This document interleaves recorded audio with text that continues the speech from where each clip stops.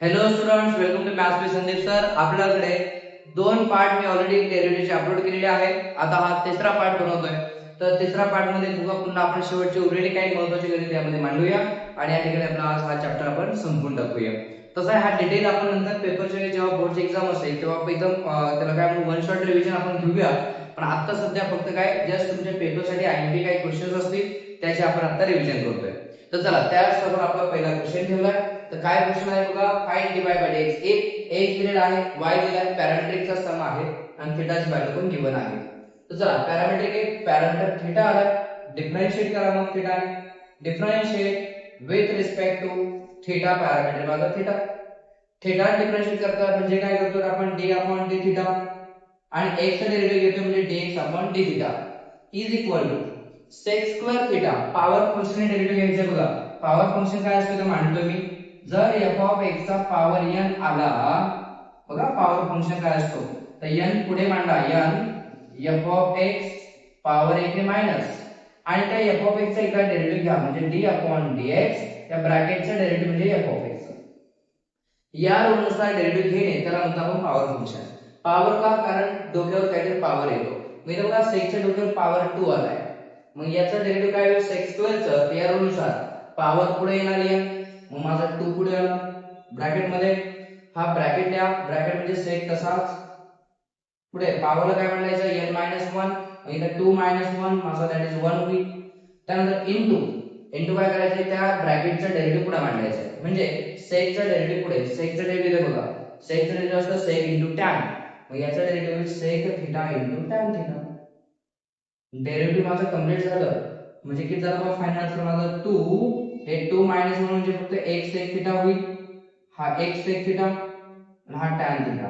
आणि sec into sec काय असतो रे, sec स्क्वेअर म्हणजे 2 sec square theta into tan theta. याचा डेरिव्हेटिव्ह माझा कंप्लीट. पलीकडे y चा डेरिव्हेटिव्ह येणार माझं थीटा डिफरन्शिएट करता म्हणजे d upon d theta. y चा डेरिव्हेटिव्ह घेता म्हणजे dy बाय d थीटा. पलीकडे tan क्यूबचं पुन्हा पॉवर फंक्शन वापरा. बघा या फंक्शनने आपण डेरिव्हेटिव्ह घेतोय सगळं, हा एकच फॉर्म्युला आहे. ठीक आहे, तर काय फॉर्म्युला बघा, पॉवर पुढे म्हणजे 3 पुढे आलं, त्यानंतर फंक्शन ब्रॅकेट कसं म्हणजे tan तसाच, पॉवर इकडे मायनस करा म्हणजे 3 - 1 2 होणार. त्यानंतर इनटू त्याने काय सांगितलं ब्रॅकेटचा डेरिव्हेटिव्ह पुढे मांडा. ब्रॅकेट मध्ये काय आपला tan आहे, तर tan चा डेरिव्हेटिव्ह बघा काय असतं sec square x. sec square x नावा थीटा आहे, sec स्क्वेअर थीटा आहे. झाले डेरिव्हेटिव्ह माझे कंप्लीट झाला. शेवटी सगळे डेरिव्हेटिव्ह झाले की मग काय म्हणायचं, बाय युजिंग आपला थेरम, पॅरामेट्रिक थेरम. काय असतं पॅरामेट्रिक थेरम, तर dy upon dx is equal to dy upon d theta divide by dx upon d theta. dy upon d थीटाची व्हॅल्यू काय, तर इकडे बघा 3 tan चा square theta into sec square theta म्हणजे 3 tan square theta into sec square theta divide by dx by d थीटाची value काय आपली 2 sec स्क्वेअर इनटू tan. सर्व व्हॅल्यू मी पुट अप केलेले आहेत. जे जे कट होईल ते कॅन्सल करून घ्या. काय कॅन्सल होईल तर न्यूमरेटरचा भाग sec चा स्क्वेअर, हा sec चा स्क्वेअर कॅन्सल. त्यानंतर वरती tan स्क्वेअर खाली tan, एक tan कट होऊन जाईल. मग एकच tan उरलाय माझ्याकडे म्हणजे काय उत्तर उरलंय माझ्याकडे 3 आणि हा tan थीटा उरलाय फक्त एक आणि डिवाइड जो 2 आहे तो एक तसाच राहील म्हणजे 3/2 tan थीटा. आणि शेवटी उत्तर तर आलंय पण क्वेश्चन तुम्हाला थीटाची व्हॅल्यू पण दिली बघा, थीटा π/3 आहे. मग इथे म्हणा at theta is equal to π/3. जर थीटा तुम्ही π/3 टाकलं तर dy बाय dx काय मिळेल, तर dy by dx is equal to 3/2 tan π/3. यासाठी तुम्हाला tan π/3 ची व्हॅल्यू माहित पाहिजे बघा. हा 3/2 माझा तसाच tan π/3 म्हणजे 60 डिग्री. tan 60 ची व्हॅल्यू असते √3 म्हणजे उत्तर आलं बघा 3√3/2. हे तुमचं फायनल आन्सर. एकदम इझी क्वेश्चन होता बघा, फक्त तुम्हाला पॉवर फंक्शन माहित पाहिजे आणि एक tan π/3 ची व्हॅल्यू पण माहित पाहिजे. चला पुढच्या क्वेश्चन वर वळूया आपण. बघा सेकंड एक्झाम्पल पण आपल्या समोर ठेवलं गेलंय. काय, find the derivative of 7 power x with respect to x power 7. हा पण पॅरामीटरचा एक्झाम्पल आहे, फक्त थोडासा आणि विचारण्याचा टाइप थोडा वेगळा आहे. काय मग यात बघा पहिली टर्म जी असते त्याला आपल्याला u मानायचं आहे, म्हणजे u is equal to 7 power x, आणि सेकंड टर्म जे असेल त्याला v मानायचं आहे, v is equal to x power 7. दोन्ही टर्म तुमच्या समोर आहेत. बस याला डिफरन्शिएट घ्या पॅरामीटर नुसार. Differentiate with respect to x variable आहे तर x ने डिफरन्शिएट करा. मग x ने डिफरन्शिएट केला तर d अपॉन dx, u चा डेरिव्हेटिव्ह म्हणजे du बाय dx. पलीकडे 7 पॉवर x चा डेरिव्हेटिव्ह इथे बघा a पॉवर x च्या रूल नुसार a पॉवर x चा डेरिव्हेटिव्ह असते a power x log a, तसं 7 पॉवर x ला 7 पॉवर x log 7. पलीकडे v चा derivative dv upon dx. x power 7 चा x पॉवर n च्या फॉर्म्युल्यानुसार घ्या, पॉवर पुढे पॉवर 1 ने मायनस म्हणजे 7x पॉवर 6. Derivative complete. मग शेवटी म्हणा by using parametric theorem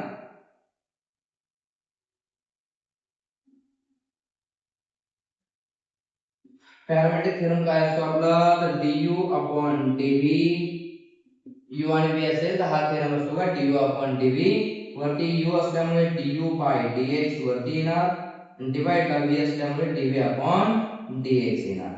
du bye dx ची व्हॅल्यू तुम्ही फाइंड केली 7 पॉवर x log 7, डिवाइड ला dv बाय dx ची व्हॅल्यू आहे बघा 7x पॉवर 6. झाला बघा क्वेश्चन सॉल्व. काही कॅन्सल होतंय का, तर काही कॅन्सल होत नाहीये, म्हणजे हे आपलं फायनल आन्सर. बस त्यांनी काय केलं, डेरिव्हेटिव्ह विचारला होता, डेरिव्हेटिव्ह मिळाला, पॅरामीट्रिक थेरम आपण फाइंड केलं. ठीक आहे, पुढचा क्वेश्चन बघूया. तर थर्ड सम आपल्या समोर ठेवलाय बघा. काय सम आहे, differentiate the following with respect to x, y is equal cot square x cube आहे. आता y is equal cot square x cube हे सम एकदम छोटा सम आहे बघा. काय सम दिला तो y is equal to cot चा स्क्वेअर. पहिलं काय करा, हा cot x क्यूब मला तसाच ठेवा, पण cot चा स्क्वेअर असेल त्याचा मीनिंग असतो होल ब्रॅकेटचा स्क्वेअर. सांगायचं कारण का, कारण इथं बघा पूर्ण ब्रॅकेटचा जर स्क्वेअर असेल तर हे पॉवर फंक्शन झालं. मग तुम्हाला पॉवर फंक्शन मी आता लिहून दिलं बघा मगाशी, पुन्हा एकदा लिहितो.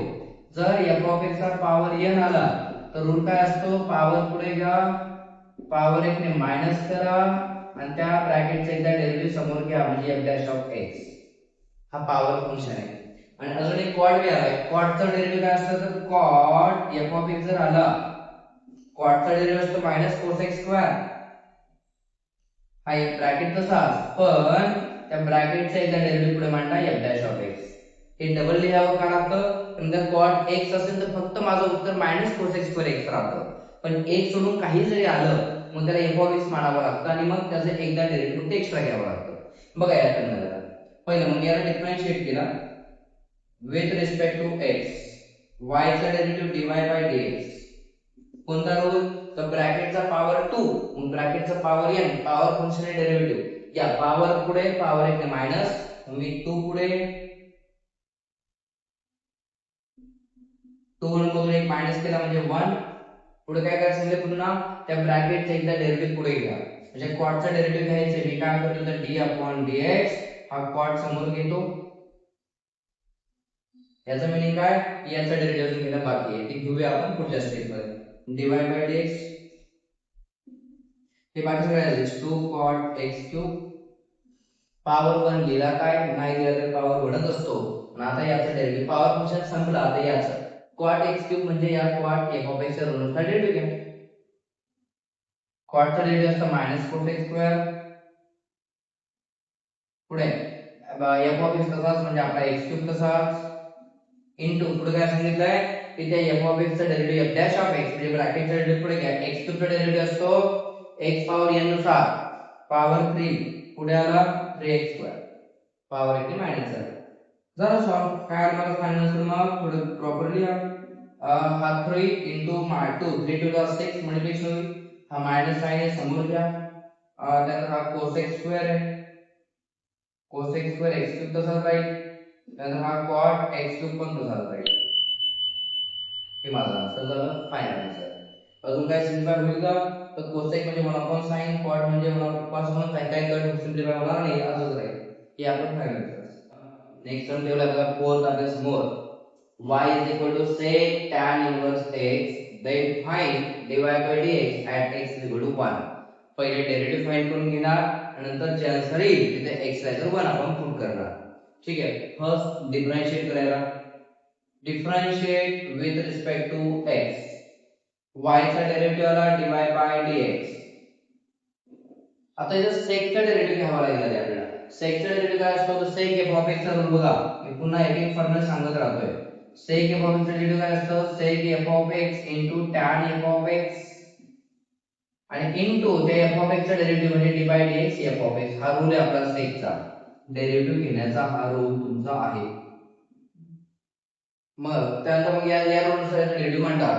f of x म्हणजे तुमचा हा ब्रॅकेट पुन्हा लिहा यानुसार sec आहे तसा म्हणजे tan sec in bracket into काय लिहायचं बघा tan लिहिला की tan ब्रॅकेट तसंच राहील, ब्रॅकेट म्हणजे असं f of x तुमचा इनटू काय सांगितलंय पुढे d upon dx.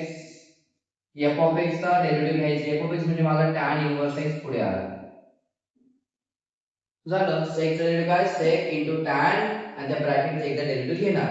मग पुढे dy upon dx sec tan inverse x tan inverse x into tan inverse x चे डेरिव्हेटिव्ह इन्व्हर्स फंक्शनचे डेरिव्हेटिव्ह बघा. tan inverse चा डेरिव्हेटिव्ह काय असतो? तिथे लिहितो का tan inverse x चा डेरिव्हेटिव्ह असतो 1 upon 1 plus x square. हे डेरिव्हेटिव्ह तुम्हाला पाठ पाहिजे. मग इथं tan inverse x चा डेरिव्हेटिव्ह आलाय, इथं डेरिव्हेटिव्ह माझं 1 upon 1 plus x square. सगळ्यांचे डेरिव्हेटिव्ह घेऊन झालेले आहेत. आता शेवटी त्यांनी सांगितल्याप्रमाणे जिथं x आहे तिथं 1 टाका, कारण डेरिव्हेटिव्ह आपलं कंप्लीट झालंय. इथं म्हणून at x is equal to 1. मग dy upon dx x चा जर 1 टाकला तर sec in bracket tan inverse 1 into tan in bracket tan inverse 1 into 1 upon 1 plus x चा 1 टाकला 1 चा स्क्वेअर 1 च होणार. पुढे sec tan इन्व्हर्स 1 म्हणजे tan च्या कोणत्या अँगलची व्हॅल्यू 1 आहे हे सांगायचंय. तर बघा tan च्या कोणत्या अँगलची व्हॅल्यू 1 असते तर tan 45 that is pi by 4. मग इथे pi by 4 म्हणावं लागेल. इथे सुद्धा tan, इथे tan मध्ये tan आलाय बघा, tan मध्ये tan तर tan कट होऊन जाते, प्रॉपर्टीज आहे बघा. पण नाही तर तुला टाकलं तर काही फरक पडत नाही. tan च्या कोणत्या अँगलची व्हॅल्यू 1 आहे तर pi by 4. पुढे into 1 upon 1 plus 0.2 तुमचं पुन्हा sec pi by 4 ची व्हॅल्यू, sec pi by 4 म्हणजे sec 45. sec 45 ची व्हॅल्यू असते बघा √2. sec 45 म्हणजे cos 45 चा उलटा असतो. cos 45 1 by √2 असतो, उलटा केला तर √2 होणार. इनटू पुन्हा tan 45 ची व्हॅल्यू काय आली तर 30 आली 1 आणि इनटू हा 1 upon 2. तुम्हाला इथे tan ची प्रॉपर्टी देऊ, tan मध्ये tan कॅन्सल ची प्रॉपर्टी आहे आपल्याकडे. जरी कॅन्सल नाही केलं तरी उत्तर त्याचं काय आलं 1 च आलं. म्हणजे तेच झालं शेवटी x ला आपण 1 टाकला असतो तर 1 च झालं असतं. अजून हे वर √2 into 1 upon 2 म्हणजे माझं उत्तर काय आलं √2 upon 2. म्हणजे फायनल आन्सर जर म्हणू तर dy upon dx किती झालं होतं बघा, हा √2 into 1 √2 आणि डिवाइडला 2 असा आला. याला जर रॅशनलाइज केलं मी तर रॅशनलाइज केलं काय होईल, √2 ने मल्टिप्लाय करा, √2 ने डिवाइड करा. म्हणजे वरती आला √2 into √2 फक्त 2 आणि डिवाइड आला 2 into √2 2 √2 म्हणजे 2 कट झाला, 2 1 जा 2 तर उत्तर आलंय माझं 1 upon √2. हे तुमचं dy by dx कसं पाहिजे फायनल. आता हा क्वेश्चन होता बघा. यात तुम्हाला sec ची प्रॉपर्टी माहित असणं गरजेचं आहे. प्रॉपर्टी म्हणजे डेरिव्हेटिव्ह, sec चा डेरिव्हेटिव्ह आणि tan इन्व्हर्स चा डेरिव्हेटिव्ह माहित असेल तर हा सॉल्व्ह झाला असता. चला पुढचा प्रश्न बघूया आपण लगेच. y इज इक्वल टू काय दिलं तुम्हाला x square into e power x. काय विचारलं, फाइंड सेकंड डेरिव्हेटिव्ह विचारला गेला. चला पहिलं डेरिव्हेटिव्ह आली इंटू a. इंटू म्हणजे प्रोडक्ट रूल तुम्हाला वापरावा लागेल. प्रोडक्ट रूल आता पाठ झाला पाहिजे. काय असतो तर d upon dx u into v आला तर u तसाच ठेवा, v चा डेरिव्हेटिव्ह घ्या प्लस v तसाच ठेवा, u चा डेरिव्हेटिव्ह घ्या. हा आपला रूल आहे बघा प्रोडक्ट रूल. या रूल नुसार याचा डेरिव्हेटिव्ह मांडा. काय डेरिव्हेटिव्ह बघा, पुन्हा differentiate with respect to x. y चे डेरिव्हेटिव्ह आला dy बाय dx. पलीकडे प्रोडक्ट रूल नुसार चला. त्या रूल नुसार काय x स्क्वेअर पहिली टर्म कशीच, दुसऱ्या टर्मचे डेरिव्हेटिव्ह म्हणजे e पॉवर x चा डेरिव्हेटिव्ह काय असतो, e चा डेरिव्हेटिव्ह e च असतो, मग e येणार प्लस नंतर e तसाच ठेवा आणि पहिल्या टर्मचे डेरिव्हेटिव्ह म्हणजे x स्क्वेअर चा डेरिव्हेटिव्ह घ्या. x स्क्वेअर चा डेरिव्हेटिव्ह काय आहे x पॉवर n नुसार पॉवर पुढे येतो म्हणजे 2x. पॉवर 1 ने मायनस जर झाला तर 1 काय फरक पडत नाही. फायनली डेरिव्हेटिव्ह झालाय माझा पहिला. काय कॉमन येतंय का, कॉमन येतंय बघा, e पॉवर x कॉमन घ्या. मग आतमध्ये उरलेला माझा x स्क्वेअर, इथं उरलेलं फक्त 2x पहिलं डेरिव्हेटिव्ह माझं कंप्लीट झालेलं आहे. त्याने दोनदा डेरिव्हेटिव्ह फाइंड करायला सांगितलंय. मग पुन्हा डिफरन्शिएट करा. Again differentiate.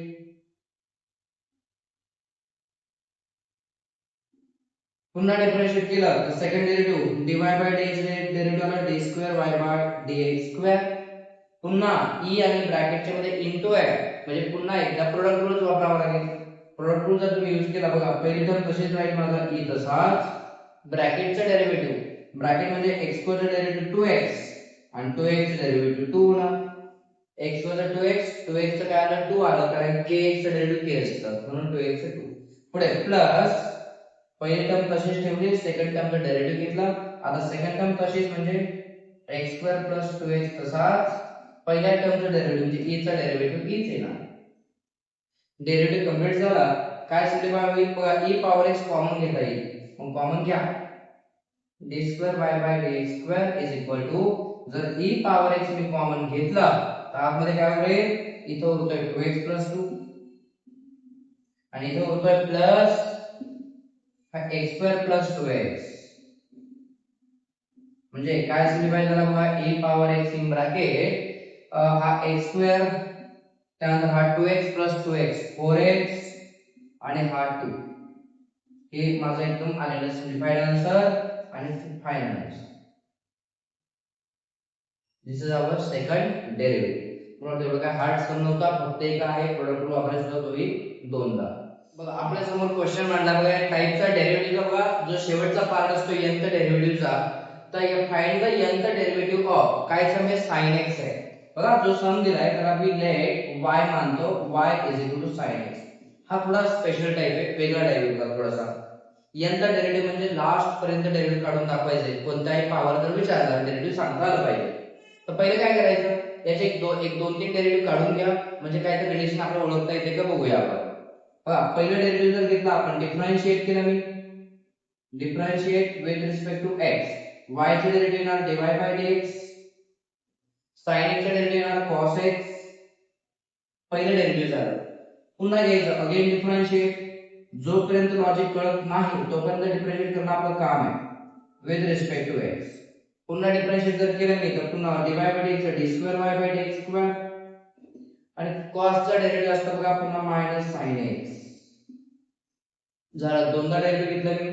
पुन्हा जर डेरिव्हेटिव्ह घेतलं मी पुन्हा डेरिव्हेटिव्ह घेतलं तर बघा काय होईल अगेन डिफरन्शिएट दोनदा घेतलं असेल तर मला वाटतं लॉजिक जर कळत असेल इथं आन्सर दिलं तरी चालेल. आता एकदा डेरिव्हेटिव्ह घ्या एकदा लास्ट अगेन डिफरन्शिएट पुन्हा घेतलं तर d3y by dx cube is equal to sin चा डेरिव्हेटिव्ह cos मायनस sin तसाच राहील. आणि यावरून लॉजिक कळालंच पाहिजे आणि मग इथं म्हणायचं तुम्हाला nth derivative d power n y upon dx power n तेव्हा इथे म्हणतो साइडला nth डेरिव्हेटिव्ह काय dx raised to power d power n y upon dx power n is equal to. आता ते कोणत्या बेसवर मांडायचे बघा लॉजिक काय कळाले का चेक करा आधी. इथं पहा sin चा डेरिव्हेटिव्ह cos cos चा डेरिव्हेटिव्ह sin पुन्हा sin चा cos आता nth डेरिव्हेटिव्ह काय तर लॉजिक काय कळणार नाही कंटिन्युअसली टर्म रिपीट चेंज होते. असं म्हणू नका cos आला cos डेरिव्हेटिव्ह आता sin होईल. अरे पुढचे डेरिव्हेटिव्ह नाही विचारलं त्यांनी थर्ड आहे फोर्थ डेरिव्हेटिव्ह विचारलं तर ऑब्वियसली मान नाही मला cos चा परत sin होईल. पण फोर्थ नाही आपलं nth डेरिव्हेटिव्ह विचारलंय तर nth चं कॉमन लॉजिक काय शोधायचं तर लक्षात घ्या sin असं डेरिव्हेटिव्ह sin असं टर्म आहे त्याचा एक डेरिव्हेटिव्ह कंटिन्युअसली चेंज होतं sin cos cos sin sin तेच आहे sin चं cos होतं cos चं sin होतंय अल्टरनेटिव्ह आहे. तर आणि दुसरं cos जरी आला cos चं पण डेरिव्हेटिव्ह अल्टरनेट चेंज होत राहतं. मग यांना काय करायचं अलाइड अँगलची हेल्प घ्यायची. अलाइड अँगल म्हणजे काय तर बघा आता इथं बघा क्वेश्चन तुमचा साइनचा आहे तर इथं पहा मी जर या cos ला काय लिहू शकतो बघा आता cos ला असं म्हणता येईल तुम्हाला क्वेश्चन साइनचा असेल तर साइनचाच वापरायचं बघा sin इथं पहा पाय बाय 2 का कारण इथं sin अलाइड अँगल पाय बाय 2 ला काय करतो चेंज करतो sin चा चेंज cos होणार बघा पाय बाय 2 प्लस x x का कारण अँगल sin चा x होता म्हणून x ऍड केला मग sin मध्ये मी pi by 2 plus x add केला चेक करा अलाइड अँगल काय होईल माझा 90 ला फंक्शन बदलतं sin चा चेंज cos होणार आणि अँगल x येणार आणि पाय बाय 2 प्लस हे बघा क्वाड्रंट पण ड्रॉ करतो ते क्वाड्रंट पण कळणं महत्त्वाचं आहे. इथं असतो 0 इथं असतो तुमचा पाय बाय 2 इथं असतो पाय इथं तुमचा 3 पाय बाय 2 इथं असतं 2 पाय. मग आता बघा तुमचा साइन आहे, साइन कुठे कुठे पॉझिटिव्ह बघा, साइन पॉझिटिव्ह असतो या ठिकाणी, साइन पॉझिटिव्ह आहे आणि साइन इथे पॉझिटिव्ह बघा. म्हणजे पहिल्या आणि दुसऱ्या क्वाड्रंट मध्ये फक्त साइन पॉझिटिव्ह आहे, थर्ड फोर्थ मध्ये निगेटिव्ह आहे, हे पण लक्षात ठेवा. मग इथं निगेटिव्ह आहे तुमचा साइन, इथं पण साइन निगेटिव्ह आहे. मग आता बघूया कसं आहे आपल्याला. पाय बाय 2 प्लस, पाय बाय 2 प्लस म्हणजे पुढचा क्वाड्रंट, पुढचा म्हणजे दुसऱ्या क्वाड्रंट मध्ये साइन पॉझिटिव्ह असतो, म्हणून याचं उत्तर बघा, याचं उत्तर येताना पॉझिटिव्ह कॉस येणार. पाय बाय चेंज होतं, साइन चेंज कॉस x आणि पॉझिटिव्ह का दुसऱ्या क्वाड्रंट मध्ये साइन पॉझिटिव्ह आहे. पुढचा पार्ट याचा आन्सर लॉजिक कसं काढतो बघा, हेच घ्यायचं साइन असतो ना, साइन इथं काय करायचं, जसं 1 पाय बाय 2 एक एक नंबर वाढत चला, हे जसं हा 1 पाय बाय 2 आता म्हणायचं 2 पाय बाय 2 राऊंड सारखे बघा. 1 पाय बाय 2 होता 2 पाय बाय 2 प्लस x. मग चेक करा 2 काय होणार तुमचा कॅन्सल, 2 जर कट झाला काय होणार फक्त माझा पाय प्लस x आणि पाय प्लस x म्हणजे पायला फंक्शन चेंज होत नाही. बघा फंक्शन कुठे कुठे बदलत आहे, एक तर बदलतं बघा या x वर फंक्शन काय होतं चेंज होतं आणि या x वर फंक्शन चेंज होत नाही, नो चेंज म्हटलं तरी चालेल, नो चेंज. मग इथं पाय आला ना, तर इथं बघा 2 कट होणार, पायला फंक्शन बदलत नाही, साइन उत्तर साइनच येणार. पण पाय प्लस म्हणजे पुढचा क्वाड्रंट, पुढच्या मध्ये साइन मात्र निगेटिव्ह आहे, म्हणून इथं बघा निगेटिव्ह आलाय. म्हणजे आपलं लॉजिक बसलंय, इकडनं जे आन्सर येईल याचं तेच आन्सर इकडे येत आहे. अजून पुढे जर आपण चेक करून बघा, हे मी साइन मांडलं, चेक करा, एक पाय बाय 2, एक 2 पाय बाय 2, आता 3 पाय बाय 2 अपॉन 2 आला, 3 पाय बाय 2, 3 पाय बाय 2 फंक्शन काय होतं चेंज इथे लिहिलंय बघा, हा y चं फंक्शन बदलायचंच आहे, मग साइन चं चेंज कॉस होणार, कॉस मध्ये उत्तर आलेलंच आहे. आणि 3 पाय बाय 2 प्लस म्हणजे याच्या पुढचा क्वाड्रंट चौथ्यामध्ये साइन निगेटिव्ह आहे, म्हणून इकडे बघा निगेटिव्ह साइन आलं. मग करेक्ट आहे, मग इकडनं जे आन्सर येते ते इकडे डेरिव्हेटिव्ह आहे ना, मग झालं की तुमचा याचा डेरिव्हेटिव्ह. मग काय येणार तिथं बघा, पहिल्या डेरिव्हेटिव्हला 1 पाय बाय 2, दुसऱ्या डेरिव्हेटिव्हला 2 पाय बाय 2, तिसऱ्या डेरिव्हेटिव्हला 3 पाय बाय 2. मग nth डेरिव्हेटिव्हला साइन तर कन्फर्म आहे आपलं, साइन काय लिहायचं nth डेरिव्हेटिव्हला n पाय बाय 2 प्लस x. मग याचा अर्थ हा की याचं जे आन्सर येणार तेच nth डेरिव्हेटिव्ह असणार. झालं तुमचा nth डेरिव्हेटिव्ह. असा क्वेश्चन होता, यामध्ये तरी पण काही शंका असेल तर नक्की सांगा. ठीक आहे, अशा पद्धतीने मी खूप सारे एक्झाम्पल घेतलेले आहेत त्यामध्ये डिफरन्शिएशन मध्ये, ज्याची चांगली प्रॅक्टिस करून घ्या, म्हणजे आपला हा चॅप्टर पण चांगला होईल. आणि या टाइपचे अजून एक एक एक्झाम्पल घेऊन तुम्ही ट्राय करा. आता मला सांगा nth डेरिव्हेटिव्ह मी साइनचा काढला, जर तुम्हाला कॉसचा विचारला असता तर काही चेंज नाही, कॉस जरी विचारला तिकडे फक्त कॉस घ्या, इथं काय घ्यायचं cos, same process, cos pi by 2 plus cos 2 pi by 2 plus same process, काही चेंज होणार नाही. बघा आपल्या समोर पुढचा क्वेश्चन मांडलाय मी, y is equal to cos m cos inverse of x, then show that ही आपल्याला टर्म प्रूव्ह करून दाखवायची आहे.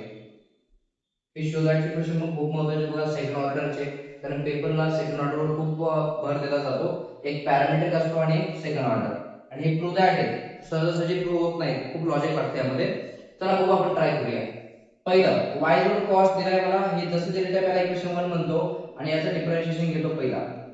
आता y चा डेरिव्हेटिव्ह आला माझा dy बाय dx, सगळ्यांना डेरिव्हेटिव्ह येतं असे अपेक्षा करतो मी आता, कारण cos आहे, cos f ऑफ x चा डेरिव्हेटिव्ह घ्यायचं तुम्हाला. cos f ऑफ x साइडला लिहितो रूट, काय असतं cos f ऑफ x चा रूल, तर cos चा डेरिव्हेटिव्ह असतो minus sin f of x into d by dx of f of x. हा आहे cos चा डेरिव्हेटिव्ह असतो f ऑफ x चा. मग या रूल नुसार याचं cos चा डेरिव्हेटिव्ह झाला minus sin f of x म्हणजे माझा ब्रॅकेट आणि इनटू d बाय dx, त्या ब्रॅकेटच्या डेरिव्हेटिव्ह समोर मांडायचे, म्हणजे m cos inverse of x चा डेरिव्हेटिव्ह घ्यायचा आहे. त्यानंतर dy upon dx minus sin in bracket m cos inverse of x into m cos inverse चा डेरिव्हेटिव्ह घ्या. m तर माझा कोएफिशिएंट आहे, cos इनवर्स ऑफ x चा डेरिव्हेटिव्ह असतं इनवर्स फंक्शन बघा -1 अपॉन √1 मायनस x स्क्वेअर. जे जे डेरिव्हेटिव्ह लागतात ते साइडला मांडतोय मी. मग cos इनवर्स डेरिव्हेटिव्ह नुसार -1 इथं -1 इनटू m मायनस m होईल अपॉन √1 मायनस x स्क्वेअर. झाला बघा cos चा डेरिव्हेटिव्ह मांडला. पहिलं डेरिव्हेटिव्ह झालं माझं सॉल्व. आता एक होईल बघा, हा मायनस इनटू मायनस हा प्लस होऊन जाईल. एक काम करू, डिवाइडचा रूट लेफ्टला घेऊन जातो, मल्टिप्लाय जाईल. का बरं लेफ्टला, तिथं बघा 1 मायनस x स्क्वेअर या टर्म सोबतच आहे, मग मी जर हा लेफ्टला घेऊन गेला तर डिवाइडचा रूट लेफ्टला आला √1 मायनस x² डिवाइड बाय dx. राईटला उरेल मायनस इंटू मायनस प्लस, मग m into sine m sine m cos inverse of x. पहिलं डेरिव्हेटिव्ह माझं कंप्लीट झालेलं आहे. पण सेकंड डेरिव्हेटिव्ह घेण्यापूर्वी थोडा विचार करा की कारण हे रूट आलंय आणि आन्सर मध्ये रूट मला दिसत नाहीये. मग रूट नसेल तर काय करा, डायरेक्ट नाही चालेल, डायरेक्ट डिफरन्शिएट केलं तरी चालेल, नो प्रॉब्लेम.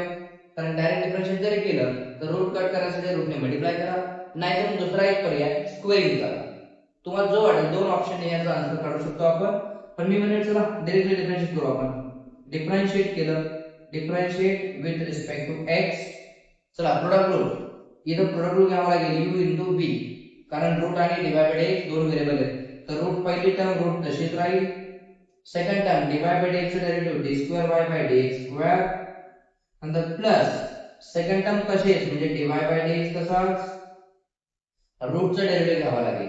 रूटचा डेरिव्हेटिव्ह असतो का 1/2 रूट, एक टर्म आहे तशीच घ्या 1 मायनस x² आणि त्या रूटच्या आपल्याला टर्म जे असेल त्याचा डेरिव्हेटिव्ह समोर मांडा. म्हणजे 1 चा डेरिव्हेटिव्ह 0 मायनस x² चा डेरिव्हेटिव्ह मायनस 2x, हे डेरिव्हेटिव्ह आलं बघा. आणि राईट साइडला m तसाच राहील तुमचा. पुढे साइनचा डेरिव्हेटिव्ह घ्यायचा. आता जसं cos f of x चं डेरिव्हेटिव्ह होतं तसं sin f of x चं डेरिव्हेटिव्ह असतं. sin चा डेरिव्हेटिव्ह cos ब्रॅकेट तसाच राहतो आणि नंतर त्या ब्रॅकेटचा डेरिव्हेटिव्ह पण मांडावा लागतो पुढे. मग m तसाच, cos इनव्हर्सचा डेरिव्हेटिव्ह असतो बघा -1 म्हणजे -m अपॉन √1 मायनस x². दोन वेळा डेरिव्हेटिव्ह घेऊन झालेला आहे. आता फायनल सिम्प्लिफाय करायचे तुम्हाला. काय सिम्प्लिफाय होते बघा. इथे पण आम्हाला प्रोडक्ट बघा तुम्हाला. प्रोडक्ट मध्ये d2 बाय dx2 सोबत फक्त 1 मायनस x² आहे. इथे रूट आहे, मला रूट नको आहे. रूट नको असेल ते काम करा की मल्टिप्लाय बाय त्याच रूटने मल्टिप्लाय करा 1 मायनस x² ने. जसं √2 ला √2 ने जर मल्टिप्लाय केलं, मला सांगा मला √2 जर रूट कट करायचं असेल मग याला रूटनेच मल्टिप्लाय केलं पाहिजे की नाही? कारण √2 इंटू √2 काय होणार, फक्त 2, तर रूट रिमूव्ह होणार. तीच ही केस आहे, जर रूटनेच तुम्ही मल्टिप्लाय केलं तर हा रूट रिमूव्ह होणार. ठीक आहे, चला मी रूटने मल्टिप्लाय केलं मग काय झालं, रूटने रूटला मल्टिप्लाय झाला तर रूट कट पूर्ण फक्त 1 मायनस x². इथे उरेल d2y बाय dx².